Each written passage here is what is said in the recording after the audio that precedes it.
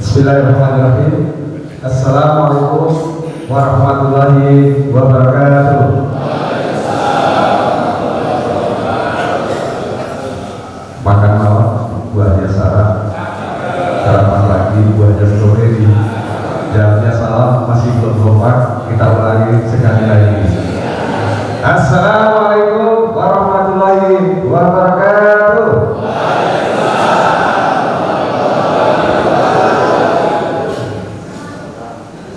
Belajar saya banyak menjadikan tidak di pasar Jati Asih.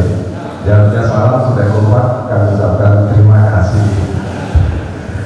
Baik, alhamdulillah rabbil alamin, asyhadu an la ilaha illallah wa asyhadu anna Muhammadan abduhu wa rasuluh. Wassalatu wassalamu ala nabiyyina Muhammad wa ala alihi wa man tabi'ahu ila yaumil. Rabbi sholli sadri wa yassir li amri wa hlul lisani yafqahu qawli, amma ba'du. Kepada para guru, para alim ulama di lingkungan Masjid Darul Mutmainah yang dirahmati Allah, kepada yayasan dan juga lembaga takzir dakwah yang langsung hadir bersama kita, Pak Ketua kita, Pak Dr. Lukman Abdul yang dirahmati Allah, serta para jajaran pengurus, Ibu dan Bapak sekalian, para jamaah subuh, baik internal Masjid Darul Mutmainah dan juga perwakilan masjid dan musola BSD dan sekitarnya yang tadi disebutkan oleh Pak Budi, lebih dari 77 masjid ya Pak Budi ya. Kalau bisa hadir 5 orang per masjid sudah 300 lebih, ditambah 300 ya. Dan jamaahnya Pak Arif ada 600, alhamdulillah. Sahabat ini sebagai sebuah obsesi kita bersama. Dan ibu dan bapak sekalian yang dirahmati Allah, pada kesempatan pagi ini di atas tempat yang indah sebagai rasa syukur kita kepada Allah SWT atas begitu banyak nikmat karunia yang kita rasakan bersama, terutama nikmat iman, nikmat Islam, nikmat sehat dan nikmat kesempatan, sehingga di kegelapan menjelang subuh dengan suasana yang relatif ini diringankan angka kaki kita dengan tangan kita menuju ke tempat yang mulia, yaitu Masjid Darul Mutmainah ini. Salawat dan salam semoga tetap tercurah kepada junjungan kita, teladan kita, Nabi Muhammad SAW, keluarganya, para sahabatnya, dan para pengikutnya hingga akhir zaman. Ibu dan bapak sekalian yang dirahmati Allah, kalau kita mendengar Masjid Darul Mutmainah, kesan pertama Ibu dan Bapak apa ini? Kalau kesan pertama Pak Budi sebagai Presiden FMP sudah clear tadi. Ada yang bisa membantu saya?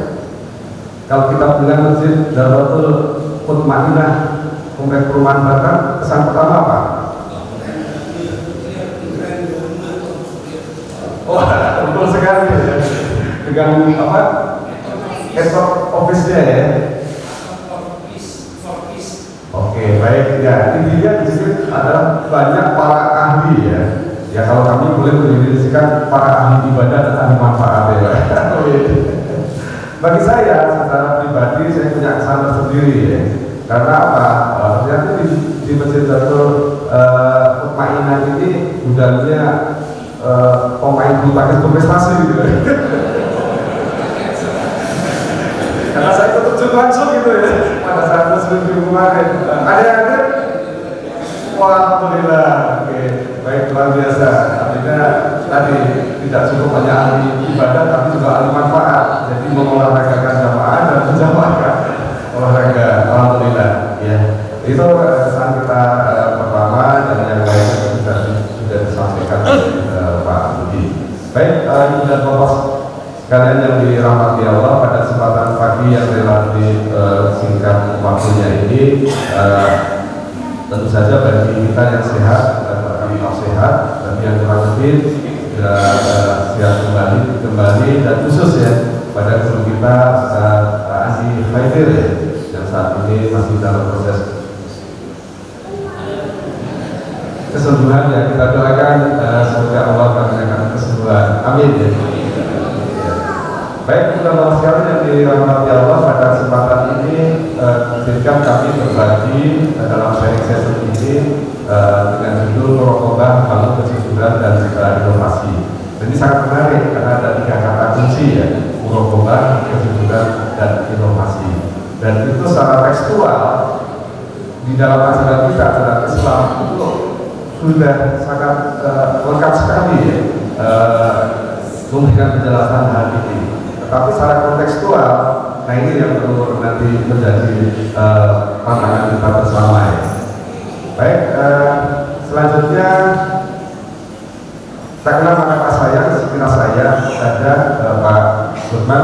Nama saya sebenarnya panjang, suka rajin dipanggil karena susah dihafal, singkat saja Suradi. Ya intinya secara keseluruhan saya lebih banyak melayani umat saja ya. Saya tinggal di Musaloka di DKM Baitul Hikmah BSD, dan saya sebagai pejabat negara yang paling dekat dengan rakyat karena sebagai ketua RT itu salah sekilas saja. Dan untuk online kita sebenarnya ada 6, namun dan kita sesuaikan, dan sekiranya para jamaah nanti memerlukan materinya nanti bisa kami sampaikan kepada pengurus LPB dan seluruh mainan. Baik, kalau tadi tak kenal maka saya terkait dengan keberadaan saya di depan dan Pasca. Nah sekarang kita tidak perlu mengenal apa sih arti 3 kata kunci tadi, Muraqabah, kemudian kejujuran dan inovasi itu sendiri. Nah tentu saja Muraqabah ini akan mendorong seseorang memandang kehidupan sebagai limpahan rahmat, hikmat dan rahmat ya bagi kita semua. Dan outputnya itu memiliki integritas kerja yang luar biasa, kejujuran dan inovasi ini. Dari sambutan singkat Pak Lukman, saya bisa menyimpulkan secara keseluruhannya. Begitu arif dan bijaksananya ya, ada 9 lembaga yang ada di lingkungan masjid ini ya, tapi bisa bersinergi, bisa berkolaborasi sehingga menghasilkan sesuatu yang kita rasakan bersama, terutama bagi kami FFP mendapat penyambutan yang luar biasa. Dan kenal kesan pertama ketika saya memarkir kendaraan tadi, masjidnya secara fisik tambah megah. Yang lebih penting lagi adalah isinya masjidnya tambah makmur. Takbir. Jadi pengertian di sini adalah sifat seseorang yang merasa selalu dilihat dan diawasi oleh Allah, takut melakukan keburukan karena selalu merasa diawasi dan dilihat oleh Allah sendiri. Maka setiap kita itu bisa mengamalkan Muraqabah ini, dan tentu saja Indonesia ini bisa betul-betul menjadi negara yang selalu Thayyibatun Warahmatul Qawmul ya. Kita sedang menuju ke sana ya, seperti itu. Amin. Nah yang kedua, kata kunci yang kedua itu yang sangat mahal sekali dan sangat berharga ya bagi kita saat ini yang sedang lagi menghangat ini ya, tentang kejujuran. Apa itu kejujuran? Adalah sifat yang membutuhkan kesesuaian antara apa yang diucapkan dan apa perbuatannya, seperti tata amaliyahnya. Ya, kira-kira yang dirasakan Pak Budi apa Pak sekarang ini? Banyak orang yang jujur atau banyak yang tidak sesuai apa yang diungkapkan dengan amaliyah perbuatannya? Ya, kita sedang berproses kejujuran saja ya, dan kita tetap semangat. Ya. Baik, dalam perspektif Islam, kejujuran itu adalah sebagai pertanda atau bahasanya Pak Lukman itu sebagai performa indikator ya, tingkat keamanan, keimanan ya seseorang itu sendiri. Nah, marilah kita senantiasa berbuat jujur, tidak perlu menyalahkan yang lain. Itu kita mulai dari diri sendiri ini, ya itu. Kemudian tentang inovasi. Nah, tadi karena kompleks pemanfaatan ini adalah para ahli ibadah, ahli manfaat dan ahli akal ya, tentu saja sangat familiar dengan istilah inovasi ya. Nah ini saya coba cukir dari beberapa penelitian bahwa inovasi itu adalah proses atau hasil ya, berupa pengetahuan, keterampilan dan pengalaman menciptakan dan memperbaiki produk, nilai yang berarti atau yang secara signifikan. Nah, ini artinya, tapi dalam amaliyah kita sebagai umat Islam, ini sangat menarik buat kita. Apakah ketika kita berangkat sholat subuh itu sudah melakukan inovasi atau improvement ya dalam pengertian kita tetap merujuk kepada Al-Quran dan Sunnah ya. Kita bisa membandingkan dengan teman kita di sebelahnya. Oh ternyata kita itu lebih inovatif ya dengan memanfaatkan nikmatnya Allah dan niatkan berupa kendaraan meskipun jauh dia datang sholat subuh berjamaah di sini. Apalagi jamaah dari 200 sampai 300 orang gitu ya. Nah, baik. Berikutnya ini adalah tantangan kejujuran itu sendiri ya. Ini kalau kita bedah ada beberapa surat dan ayat suci di dalam Al-Quran yang memberikan ya acuan atau pedoman kita bersama. Jadi singkat cerita saja, tantangan kejujuran bagi kita itu bahwa kita sebagai manusia itu sering ya punya sifat yang tergesa-gesa gitu. Pengennya serba cepat gitu ya. Bahkan dalam tanda kutip ya, itu yang di luar sono ya. Sampai kalau kita melewati traffic light gitu ya, karena sepi, merah masih terus. Juga ada apa sifat tergesa-gesa. Yang kedua ada sifat zalim. Ya, dapat satu pengen dua, dapat tiga, dapat dua pengen tiga dan seterusnya. Ya. Kemudian yang ketiga adalah sifat lemah dan kemudian dia dalam cinta dunia. Kemudian yang kelima adalah keluh kesah. Ya. Merasa nggak kita sering keluh kesah? Padahal begitu banyak ya karunia dan nikmat Allah yang diberikan kepada kita.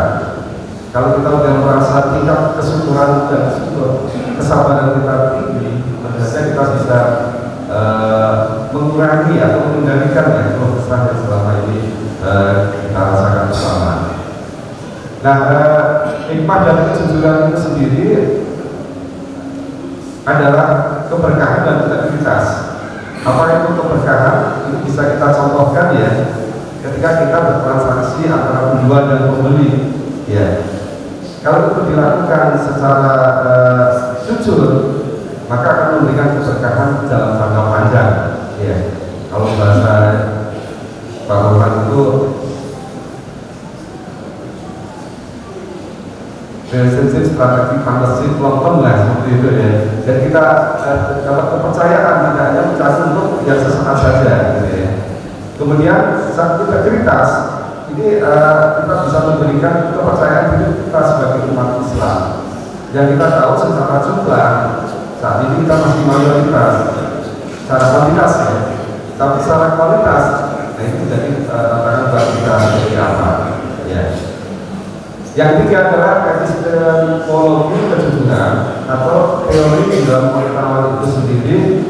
Nah ini ada 4 pendekatan ini, menarik ya. Waktu kita bedah Pak Budi, tiap pendekatan itu bisa kita ini elaborasi lebih banyak lagi. Tapi intinya bahwa yang tentang kejujuran ini adalah yang pertama pendekatan keluarga. Ini perlu kita lakukan pembiasaan atau peneladanan. Yang kalau kita akhir itu kan dengan 3M-nya ya, mulai dari diri sendiri, mulai dari yang kecil, mulai dari saat ini. Nah kita mulai dari diri, kemudian kita ajak anggota keluarga kita. Nah yang kedua pendekatan secara kultural ya. Nah ini bisa melalui media pendidikan TDI.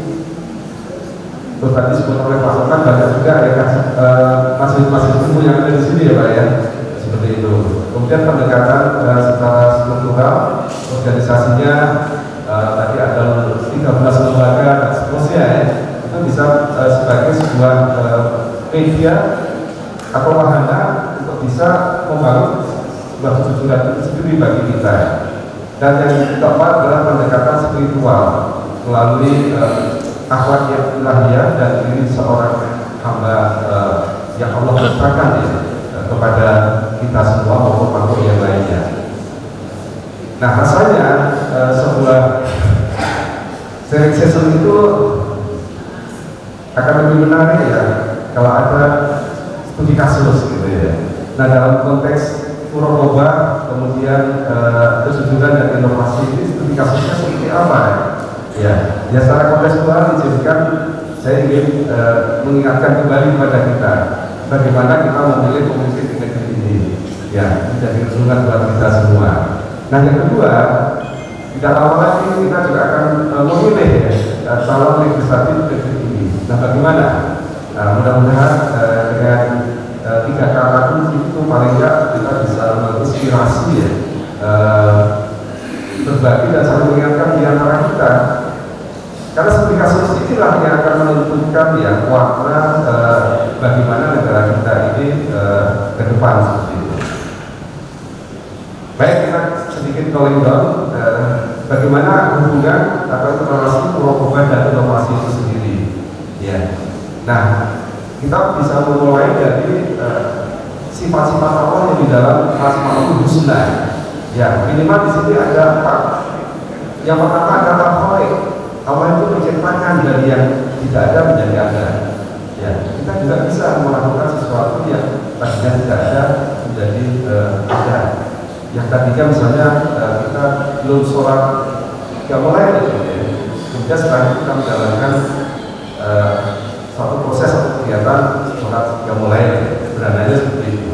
Yang kedua adalah al-bari, mewujudkan dari ketiadaan menuju adat tanpa ukur.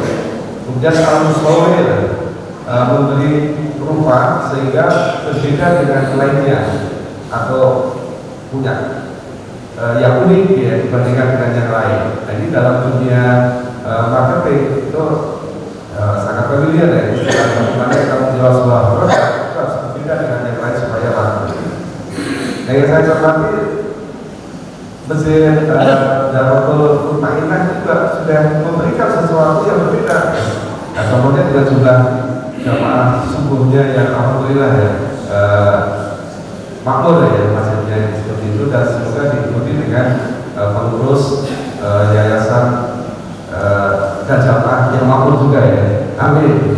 Nah, yang menjawab amin keras mudah-mudahan dijawab oleh Allah. Alhamdulillah. Nah, yang keempat adalah al-Fuh itu ya, yang menciptakan segala sesuatu pertama kali tanpa contoh ya. Kemudian inovasi sebagai ibadah, tadi dikatakan oleh Pak Budi dan rekan-rekan kami di Walang Presidium, rekan kami di Pak Lukman BSD Kota Santri akan memilih di Taman Parang. Nah ternyata akan memilih di Taman Parang ini sebagai aktualisasi ya. Inovasi itu sebagai ibadah ya. Jadi ini sudah sekali mendalil bulan 30 terlampau di Pak Budi ya. Alhamdulillah. Nah, tidak kalah itu pemerintahan inovatif ini bagaimana sih prosesnya? Nah, yang pertama kita mengelola status quo. Artinya apa? Kita tidak berada pada comfort zone atau zona aman. Tadi Pak Gubernur menyampaikan kepada kita bahwa masjid ini sampai seperti ini melalui proses evaluasi. Artinya apa? Pada saat itu pengurus sebelum Pak Gubernur dia merasa bahwa menolak establish comfort zone tersebut, sehingga keluar dari zona aman tadi tidak cepat merasa puas, tapi tetap bersyukur dan berani mencoba hal-hal yang baru. Nah, insya Allah akan muncul ya hal-hal yang baru berikutnya di Masjid Darul Mutmainah ini. Kemudian bagaimana cara memperoleh beberapa slide yang muncul ya? Ya kita tadi kembali ya, karena Allah telah memberikan petunjuk kepada kita dengan sifat-sifatnya, dan kita mulai dari Asmaul Husna. Yang kedua, kita ucapkan secara lisan dan menghayatinya, dan yang ketiga adalah menyebut nama-nama Allah yang tertuang di dalam Asmaul Husna tadi. Nah, bagaimana dengan prosesnya? Ini ada istilah bermuhasabah, sering diingatkan oleh guru kita ya, masuk Pak Ustaz Adi Medir. Kemudian pengendalian diri dan kesaksian maupun hubungan. Nah, terakhir adalah terkait dengan kunci kesuksesan di sini seperti apa? Saya yakin para jamaah sudah memiliki sebuah kendaraan ya, roda 4 ya. Nah, tentu saja di sini ada gas. Itu adalah sebagai masa syukur kita. Kemudian yang kedua adalah minyak rem. Itu sebagai rasa sabar kita yang mendapatkan musibah ataupun tidak. Dan yang tidak kalah pentingnya di dalam mobil itu ada dashboard.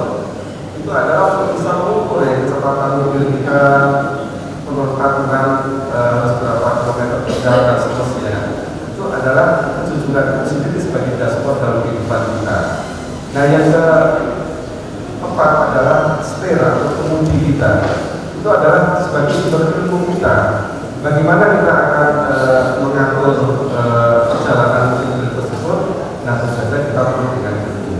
Kita sangat bersyukur tiada kuliah subuh, tiada tanpa kuliah subuh nih Pak Ketua. Alhamdulillah, ini sebagai bentuk dari kejawatan ilmu tadi ya. Dan yang berikutnya adalah kasih sayang itu barang muslim, ya, untuk menumbuhkan rasa kasih sayang kita semua. Jadi kesimpulan kita nanti bisa disimak kembali oleh ibu dan bapak sekalian di dalam surat Al-Hujurat ayat 13. Dikatakan bahwa sesungguhnya orang yang paling mulia di antara kamu di sisi Allah adalah orang-orang yang paling takwa. Ketika takwa, tentu saja ini sebagai aktualisasi dari merupakan itu sendiri. Yang kedua adalah di surat At-Taubah 109 bahwa intinya di sini Allah melihat pekerjaanmu. Untuk itu kita berikan yang terbaik ya, bagi diri, bagi keluarga, bagi organisasi, bagi kemaslahatan umat dan bagi Allah itu sendiri. Dan yang terakhir adalah hadis positif bahwa kita selalu berusaha untuk melakukan perbaikan, inovasi atau improvement. Jadi secara umum seperti itu. Saya ada sebuah tulis hubungan antara merokok dan masalah itu apa? Ada yang bisa membantu Mas Ardi? Hubungan antara merokok dan muhasabah.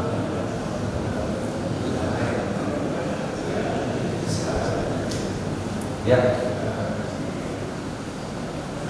muhasabah refleksi diri kita. Kalau merokok selalu diawasi ya. Oke, 100 nanti akhirnya bisa kita selesaikan secara Amin. Dan sekali Pak Adi, hubungannya adalah terkait kalau muhasabah itu refleksi diri atau refleksi diri, kalau merokok itu selalu diawasi oleh Allah. Nah, muhasabah melakukan evaluasi diri. Nah, ini tentu saja setelah terjadi ya. Kalau merubah itu selalu diawasi Allah, kita mendekatkan kepada Allah sehingga lebih kepada bahasanya Pak Usman itu kita lebih melakukan preventive action ya dibandingkan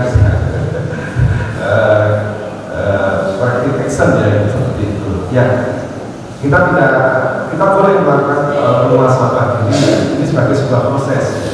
Tapi dalam perjalanannya mari kita senantiasa melakukan perubahan diri sehingga secara proses itu kita diawasi oleh Allah Subhanahu Wa Taala.